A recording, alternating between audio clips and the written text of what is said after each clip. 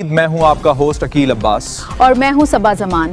चलते हैं आज की इलाकाई खबरों की जान। खबर शामिल करते हैं कमालिया से हमारे district bureau chief Imran Mughal की रिपोर्ट के मुताबिक डीपीओ टोबा टेक सिंह अखलाकुल्लाह तारड़ की जेर सदारत क्राइम और ईद मिलादुन्नबी सल्लल्लाहु अलैहि वसल्लम के हवाले से अहम इजलास। टोबा टेक सिंह डीपीओ टोबा टेक सिंह अखलाकुल्लाह तारड़ की जेर सदारत डीपीओ ऑफिस के मीटिंग हॉल में अहम इजलास मुनक्कद हुआ। इजलास में SP investigation, DSP investigation, DSP organized crime, तमाम एसडीपीओज, एसएचओज और इंचार्ज सिक्योरिटी ने शिरकत की। इजलास में जिला भर में क्राइम की सूरत हाल, जेर तफ्तीश मुकदमात, जराइम की रोकथाम और पुलिस कारकर्दगी का तफसीली जायजा लिया गया।